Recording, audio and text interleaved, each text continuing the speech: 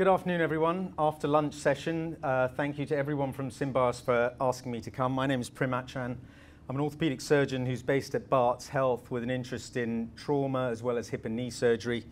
And I've been asked to talk because of my experience with the custom hips in a very specific group of patients. So the background is I work at Barts, which has a very well-established pediatric orthopaedic service that's been there for a long time. Mark Patterson, who passed away a few years ago, set it up working with children with cerebral palsy, and more recently Manoj Ramachandran, who's one of my colleagues, has a very big hip practice, as does Claudia Meisen, who works with Professor Graf, and I think has been up to Cardiff a few times to teach with you guys. They do a great job at almost eliminating the problem of pediatric hip disease, right? And as a consequence, the patients that come through the other end who have painful hips that are troublesome and that see a young adult arthroplasty or a hip preservation surgeon are very minimal. We, however, in East London do have an immigrant population who are socially deprived, and so occasionally we see the kind of x-rays that we saw earlier, which are missed DDHs much further down the line, or maltreated, either in Asia or Africa, cases that require intervention. However, with all of that, because the volumes are large and we cater for 2.5 million people, we see cases not dissimilar to things we've seen before. And this is a young child who's got a destroyed hip. Now, these are rare, fortunately, but when they do come, they're catastrophic, both for the individual involved as well as the family. And traditionally, our options have been very limited. Non-surgical has been the long-standing one, so allowing these children, as long as they're not in too much pain, to walk with a limp, walk with a big shoe raise, and get through life for as long as we can has been the kind of core surgical mantra.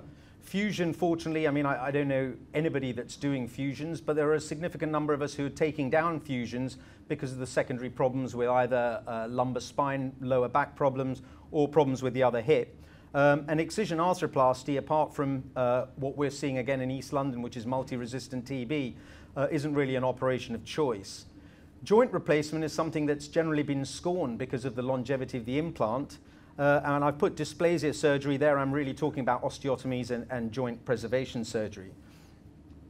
And in my personal experience, I grew up, you put up Arish's paper from Stanmore, but I worked there on that unit doing CAD-CAM hips, which were the custom-built hip replacements at Stanmore with a good track record, or the SROM, which gave me some play on version of the stem. But I, like many of the surgeons who stand before you, haven't ever been 100% happy in these cases that I'm restoring the biomechanics. I am working towards aim A, which is to eliminate pain. I am then managing to get a stable joint, but I've never really been worried about function. It's kind of a make-do scenario for me, so I was never that satisfied with it as a problem. And that's when a colleague of mine who does a lot of hip replacements in acetabular trauma, Paul Culpen, said, you should go to Yverdon and see what these guys are doing with Symbios. And I said, really? He says, well, you've got a large volume of these patients, and I think you'll be intrigued, at least go. So I went, and I have to say it's a great place to visit, for those of you who haven't. And when I got there, the thing that struck me the most was this term helitorsion, and planification, but helitorsion. And I hadn't really come across helitorsion. And we all know about anteversion.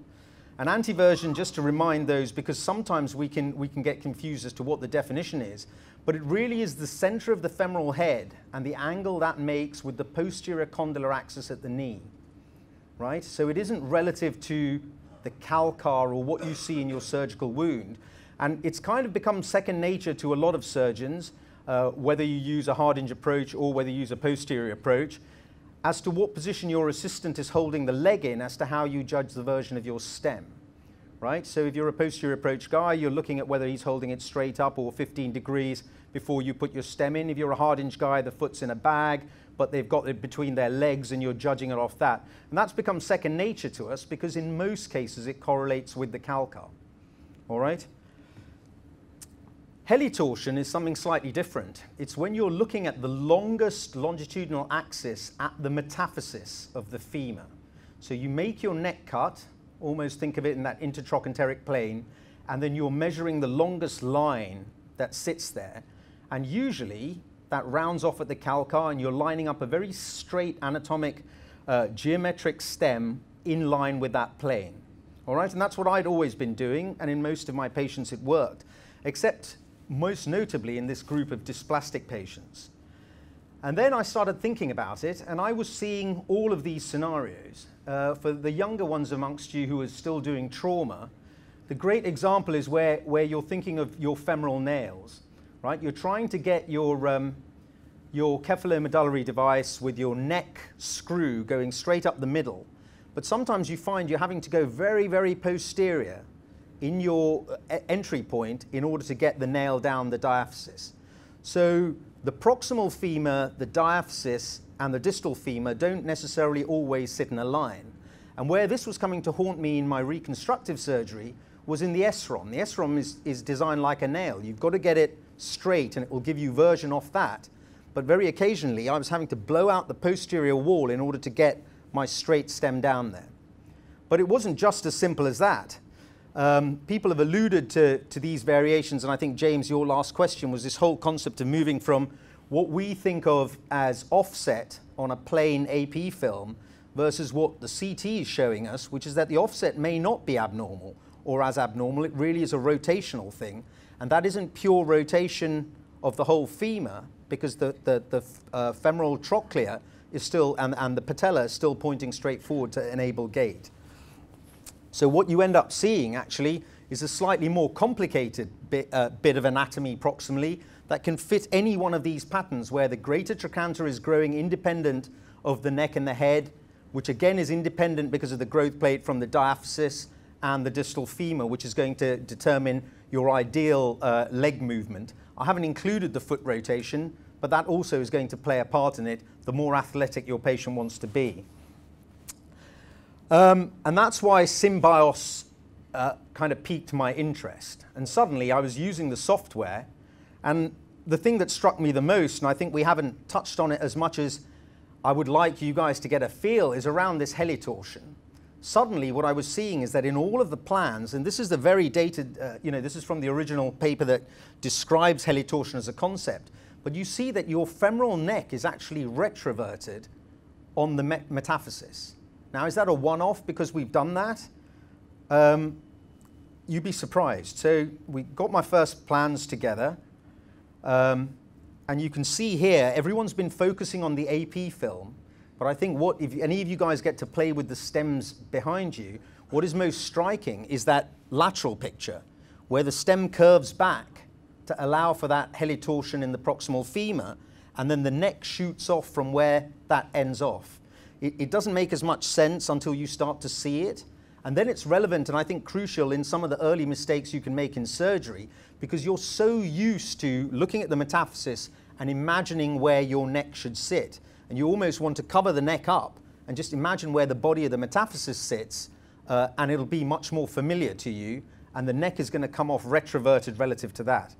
And I've got calls from people where surgeons in London at different units are doing their first one, and they're trying to put it into their conventional visual perception of where that neck should sit, and the custom-made stem won't go down.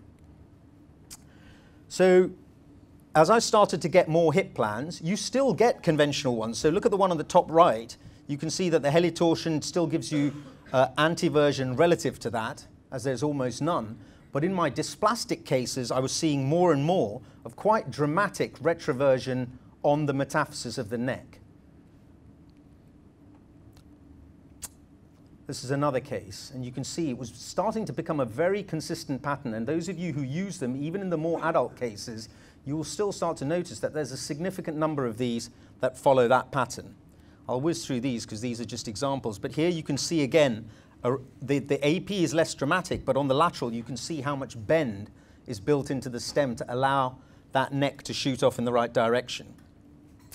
So the first time I spoke about this was a year and a half ago at Oswestry, when Henry Wynne Jones invited me up to speak about my dysplastic experience. And I said, sure, I'm coming up to Wrightington, but I've only done 12 under 25-year-olds. And he said, that's more than anyone else in the country. That number's now gone up to 16 in this very specific group. The one thing that everyone has alluded to, I do not think that Symbios and a custom hip is an easy operation for an average hip surgeon to get a good result. And my early experience of hearing about it was all of these guys in boutique private practices saying, you know, in your 5th set when you're getting a bit tired at your tennis club, you will perform better. I don't think so. I think this is for really experienced hip surgeons. The crucial thing is to get your acetabular position absolutely right, okay? Because if you don't get your acetabular position right as it is in the plan, then nothing else is going to fit off of it, whether you're talking about stability, whether you're talking about leg length, or whether you're talking about soft tissue balance. So you have to be able to do that. And we've also, somebody just talked about the last case about fixed adduction, but we know that understanding the dynamic position of the pelvis in the sagittal plane isn't the same as what you're looking at when you look at an acetabulum. And I think this plays into a question that's perennial around the transverse acetabular ligament. I think in these patients, it is a guide, but in the end, you have to be prepared to move your acetabular position to the ideal optimum one, both for coverage and for stability, and ignore the transverse acetabular ligament if you have to, right? So we're all brought up in that standard hip of looking at it, and I think that's a great habit, but you can't religiously, it's like ignoring your sat-nav or your autopilot if you're a pilot, and just saying, well, no, I'm going to go with my gut feeling. You can't, right? It's a steer, it'll set off an alarm bell if you're going miles off of it, but just be aware of that. Take care with the rasp. So we talked about one thing, which is bashing it for bejesus. I think my experience is that if you're having to bash it too hard, it is an issue with the distal fit, right, in the diaphysis. And I get the trauma flexible guide wire, put it down, my flexible reamers, and I ream up to 11 or 12 because I'm not, in my implant, looking for distal fit. I want that metaphysis to get exactly in that custom position. So be prepared for that. But the other thing you have to be aware, particularly in the younger hips, is the engineers, and Callum has a lot of faith in the engineers. There's some bits they're amazing at. The one bit that they don't get is the vector of what you're trying to do when you're bashing the rasp both in and out. And they have a threaded mechanism. Again, there's a rasp sitting at the back. Have a look at it. But the threaded mechanism, they'll put the threads where there's the most metal, so you get a really good lock. And sometimes that's not the vector that's going down the femoral line. And I brought that up with Justin and with the guys at Symbios. They've done a much better job because I really do get annoyed with it. But what I have seen some of my colleagues do when that isn't right is as they bash it down, because the vector's not right, they knock the greater trochanter off, okay? There's also no modularity within, I don't use the modular stems in terms of version, but once you go for a custom, there's very little play in terms of neck length. That's the only area of modularity you have. So it's crucial that you get the position right. So outcomes, you know, now that we've got 16 and they're very young, we've submitted everywhere, everyone says this is too small a series, the results, you know, wait until you get to midterm. This is a unique group, but we're not going to publish it or even present it. So our functional scores and outcomes have all been great, but I tell you what we are getting traction on and we should get published fairly soon are the psychological outcomes of these, of both the children and of their family and friends. So these are people who previously struggled because they couldn't join in playing with their friends. They struggled to have friends, have partners, get married, have all of that aspect of their life because they were told to trudge on with a very visible limp that then had played a role in their psychological self-esteem. That disappears when you eliminate their pain and eliminate their limp and restore their leg length. So the real immediate impact we've seen is in the psychological profiles of all these children. Now, sure, that when I gave this talk at Boston, and Boston has a huge pediatric to adult orthopedic service, so the guys, you'll probably know them, they're very ardent that this is a radical intervention and we should be trying to preserve with osteotomies for as long as we can. They don't want to hear about this, but these hips will last them at least 20 years, right, if they're careful with them. At a push 15 years, but they're suddenly, you're talking about people in their age 15 getting to 30, by which time they're in relationships, they're in jobs, their self-esteem is a very different proposition, and who knows what the technology is going to deliver 15 years from now. So I think for me, that is the single biggest driver where, provided they meet the criteria, I'm not talking about intervening when you've got congruence, you've got sphericity, but the minute they've got pain, disability and a limp and they can't function, I do get them in, I counsel them and their parents, and then I talk to them about getting a HipPLAN done. So I'll come back to this image again just to show you. Now this might make a few of you feel sick after lunch, but what I did is I took all of those patients and I superimposed the knee. So this is a knee that's pointing, as per the CT protocol, it's pointing forward. And what you can see here is that the anteversion in all of them is what we'd all expect. It's about 15 to 20 degrees, right? So if you use the posterior condylar axis and then look at the center of the head, that's the image you'll get. But this shows you what happens when you start to look. So the orange line there is the anteversion, but the helitorsion is the yellow line where you see it start to swing more significantly. And the one at the bottom is the difference between the two, which is where you're looking on your visual during the surgery or looking at the implant, retroversion relative to your metaphysis. And you can see it's markedly negative. Almost all the patients are below the line, so these stems all look retroverted. This is when we line up the metaphysis, right? And if you line the metaphysis up in all those patients, the average in my patient group were between 20 and 30 of retroversion, right? So there were all very, very few that were pushing us even to neutral in terms of version. And this is interestingly the foot progression angle. So here I've superimposed all the feet, right? And you can see it's still going to send you into retroversion. Okay, so that was the most striking thing for me, and that's what made me think about my general adult hip practice. So I'm taking now this very specific group of patients and working backwards to say, have we been getting it wrong all along in terms of just focusing on the hip center, which Professor Ariely rightly said we have to get right, thinking about the foot progression angle and anteversion, but not really thinking about the greater trochanter and the proximal femur, because all of the soft tissues that balance the hip are attached to the proximal femur, right? And then it starts to make me think, is this why hip resurfacing, or the silent hip, and hips that preserve the soft tissue attachments, you can then extend that to the direct anterior approach. What they're doing is they're preserving the integrity of the anterior soft tissues and the posterior soft tissues by not cutting them.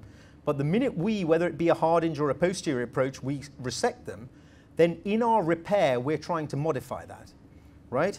And if you go to the American Academy, the big thing, they feel metal on metal is kind of passé. The big thing everyone's looking at now is trunnianosis. And nobody can work out. Everyone initially thought this was going to be a problem with big heads, increased torque. But Michael Mont has looked at a huge series and very categorically will tell you that trunnianosis has nothing to do with head size. It has nothing to do with torque. So there is something else happening at the interface in the way that we're lining it up, and I'm calling this axial plane soft tissue balancing, that we're not getting right, that is leading to trunnianosis. And we see the trunnianosis in extreme circumstances, but it may be playing a role in all the hip replacements that we do. So this is the range of torsion, again, from Symbios in a normal series of 60 hips, right? And you can see that the helitorsion, again, goes all the way to 40 degrees positive, right?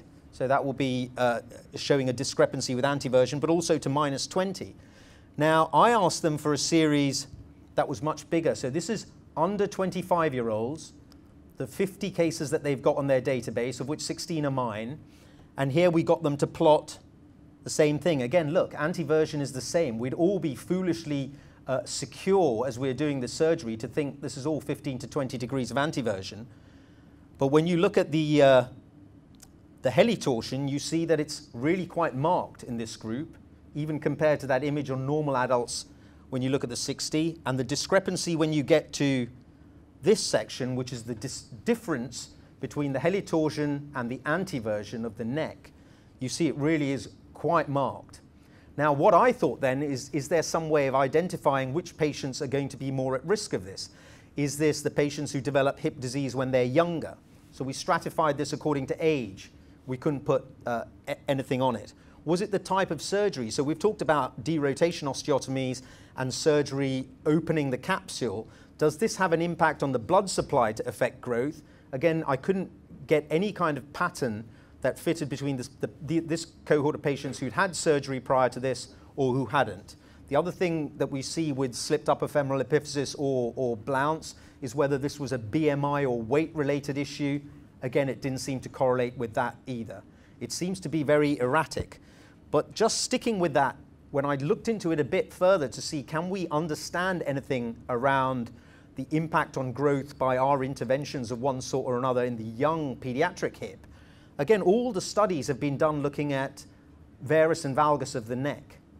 So we're always looking at the coronal plane and how growth occurs. So some of you may be familiar with this, which is explaining why we get a valgus neck when the growth plate actually remains in continuity and continues to grow, causing it into valgus. But nobody has looked at the axial plane, which is what's going to determine that rotational profile of the proximal femur.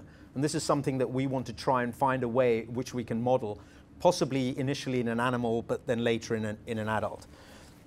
So to summarize what I'm kind of explaining now for the general hip replacement is, imagine this picture, right? So if we didn't have the soft tissue structures at the front and the back, and we go to any of the stalls at one of the next meetings, and you spin your femoral bearing inside the acetabular bearing, it spins. You cannot imagine a scenario where that is going to create enough friction that passes as torque to the trunnion, right? But what I'm saying to you is, it may be that we're doing some of this in our surgery because we're changing the soft tissue balance in that plane, and that's what's causing the leg to not sit in the position we assume it will, but either in a degree of internal rotation or external rotation at the hip, while still maintaining the foot angle or the direction of the patella.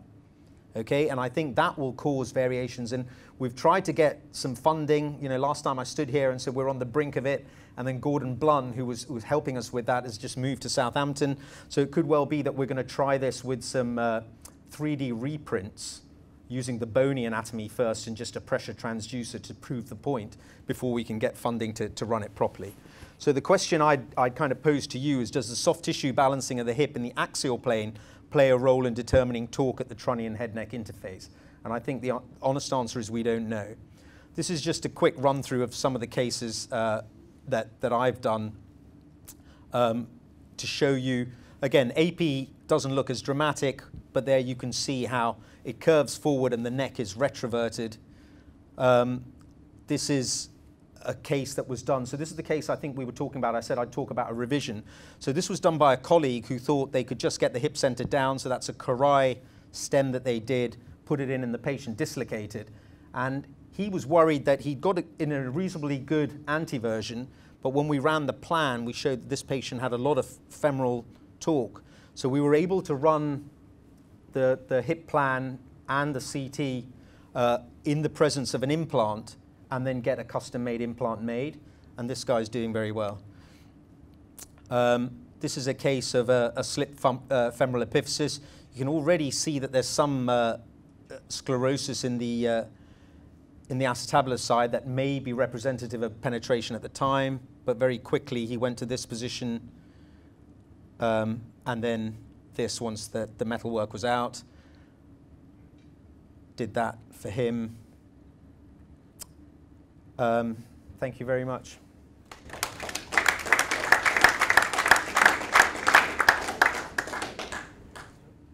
Any questions for me?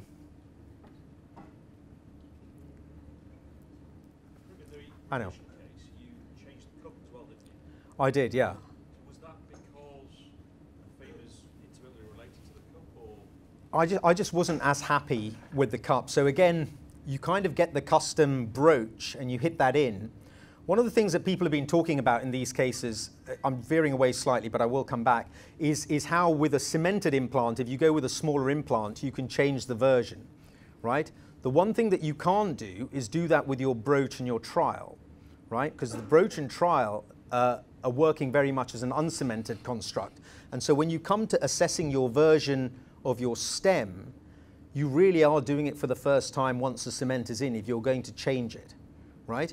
Now, coming back to your point, I think, I mentioned this with the acetabular positioning and the transverse acetabular ligament, but when you get your broach in, do a trial and be prepared to change the position of your acetabulum to work, because you don't have any modularity with that stem. So here, we put the broach for the stem in, I put it with the traditional cup, and I wasn't happy. I thought this was still going to dislocate, and so I took it out, changed the position, was happy, and that's why I've done that. The other thing I would say is, you know, in the Crow 4 dysplastics, we talked about soft tissue release. I do an extensive soft tissue release. In my cerebral palsy patients, I do an osteotomy of the lesser trochanter, right? Because I think it buys me a lot more time in terms of that displacing force. But be prepared to do it. But the minute you think you're not going to get the hip down because you put the cup in the right place and you have to do a napkin osteotomy of the femur, I scrap the custom implant, because it's no longer going to behave or deliver all the things that it was supposed to. Just go with your conventional, go back to basic principles of what you do prior to having, for me at least, prior to having SynBios.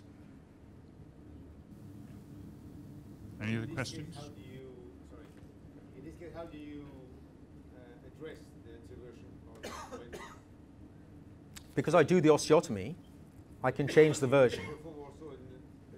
Rotational osteotomy also? Yeah, so once you do the napkin, then you've got a much more play, right? And then I tend to use so originally I used to use a Muller type square because I got, whereas now I use a conical, and then I can control the rotation, put a small plate, and they unite. Even if the x-rays immediately don't look good, they unite because there's good blood supply. There's an increasing trend amongst pediatric orthopedic surgeons to derotate patients with miserable malalignment syndrome. As we're aware, they all have, or a lot of them have increased femoral anteversion. Any of your 16 had prior surgery for derotation? So they'd had derotation not for that, as part of a combination of other things. Yeah, that group of patients, so I haven't done a hip replacement on any of them because their hips have been fortunately preserved and the pathology isn't directly there. But whenever it's come to doing joint replacement, they don't seem to be as happy. And I'm not sure why that is, because usually the interval between the rotational osteotomy and them coming to hip replacement is much greater. And it's my knee practice where I find that much more tricky to manage, not my hip practice.